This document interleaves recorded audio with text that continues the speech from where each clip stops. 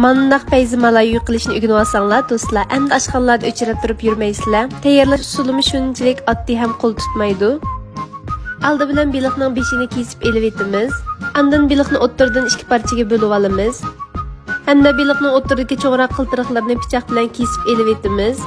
Andan biliq go'shtini filmda ko'rsatilgandek yantu shaklda to'g'rab tayyorlab olamiz.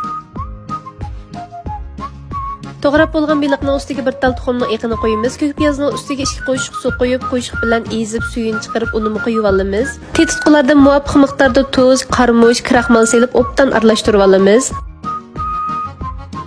Andan qozonga moy qo'yib, ushshaq to'g'ralgan samsaq, ko'k piyoz, shavmila, kavochilarni silib, mezzilik purqi chiqqanda xogo tetitqusini silib, 2 minut atrofida qo'ribli suv qo'yib qaynatamiz. Qaynagandan keyin ozroq jijing silib etib, keyinda o'zimiz yaxshi ko'rgan sayg'oq tatlarni silib, pishirib bir qachiga elib olamiz.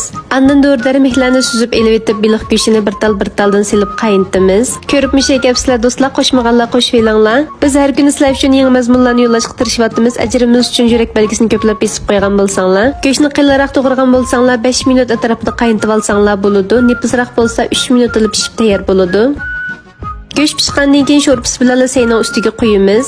Andan ustiga ko'k piyoz, samsaq, shavmila, kunjutlarni silib, qizitilgan may qo'yib iste'mol qilsanglar bo'ladi. Bugungi mazmunni yoqtirgan bo'lsanglar, inkas rayoniga jiq gullaringlarni avatib qo'ygan bo'lsanglar, do'stlar, qo'llag'ingizga rahmat.